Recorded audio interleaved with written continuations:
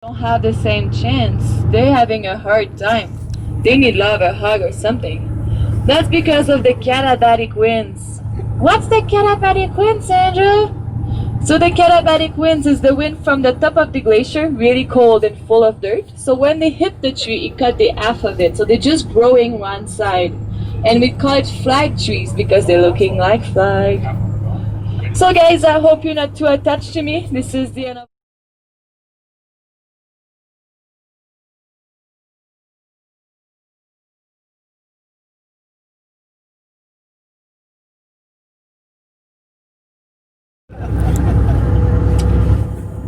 One last thing, guys, you have to promise me today to have fun on the glacier. Okay, I'm going to tell you another thing. You're going to meet your driver soon. I'm not...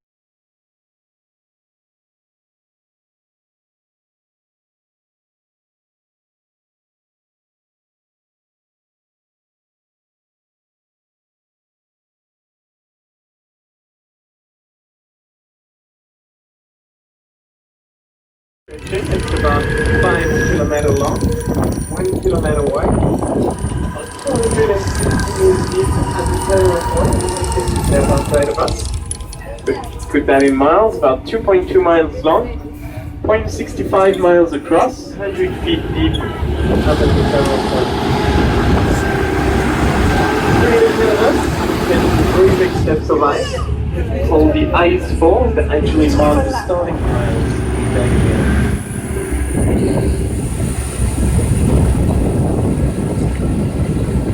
As you can see in front of us, the ice road that we'll be driving on very shortly, it's still a little bit underneath us at the moment, and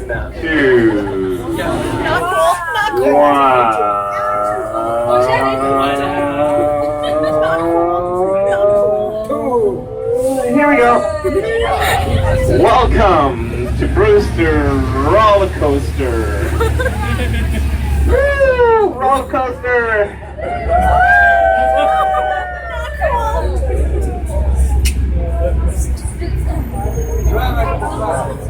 We are now engaging onto one of the steepest and peak. This road has a downgrade in between 34 and 35%. But don't worry, as this bus can handle hills up to 36%, we should be okay.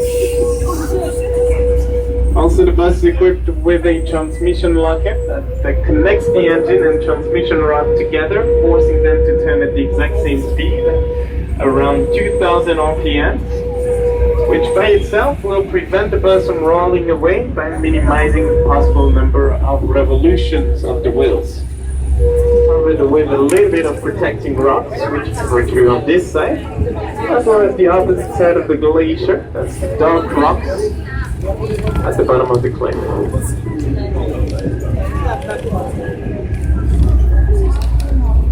And if you actually look to the left side of the bus, right about now, you can see the ice from the ice core moraine piercing through the rocks. That really is what we're driving on, a big pile of ice and a little bit of rocks on top. Rocks, debris and dirt accumulated by the glacier up to its sides. That hill is usually a fairly good indicator of the maximum height of the glacier.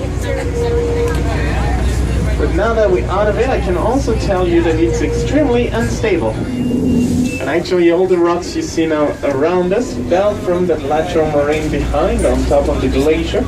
When the glacier started retreating, it was not there anymore to hold on that big pile it had created, and that pile ice covered with a little bit of protecting rocks, which you can retrieve on this side, as well as the opposite side of the glacier, that's the dark rocks at the bottom of the cliff.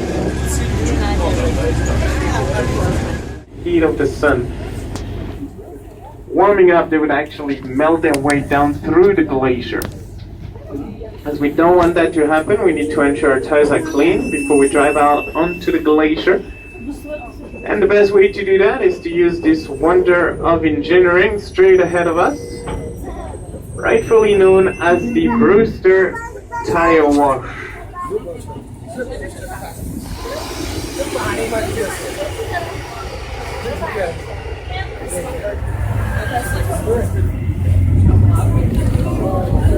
right side, hold your good part. Right side, right side. Oh wow.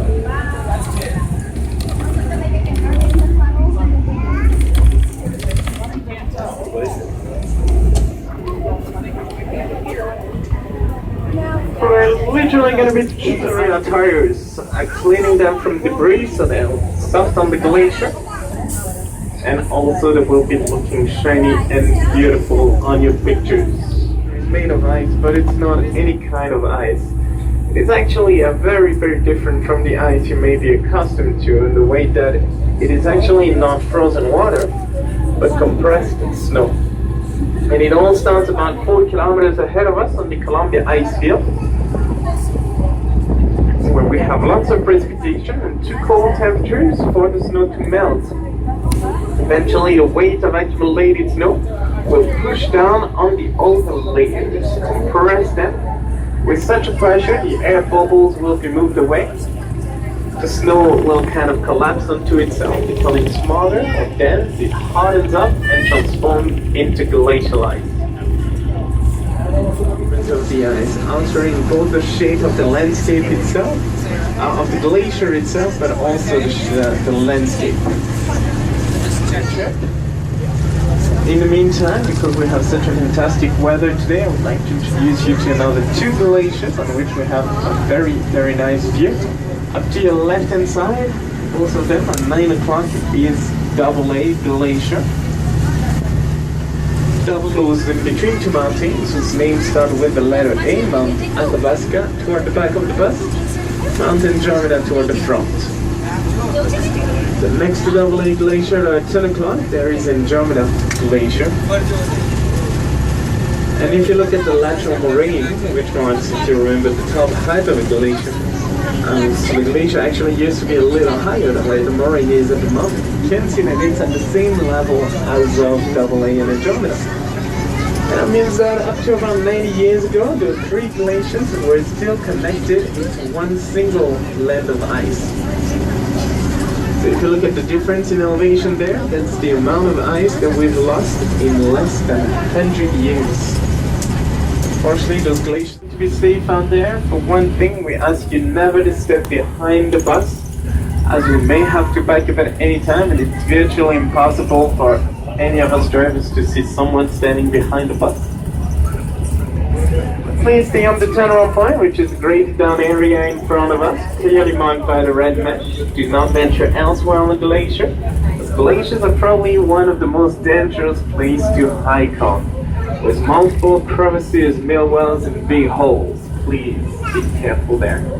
And even on the turnaround point, if you try very hard to make this place as safe as possible, it has its lots of dangers, especially with the warm temperatures we've had lately. Lots of holes and puddles are being formed. So have a safe footing, watch where you're going.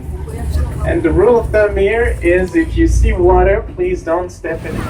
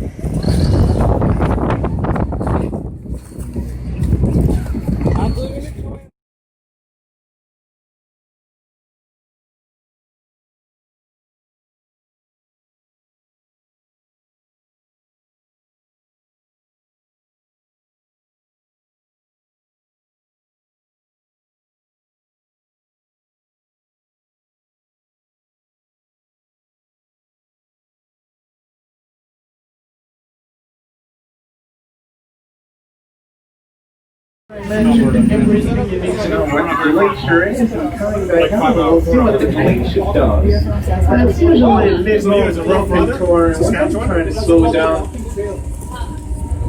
couple times, see a few ice formations that we have around the road.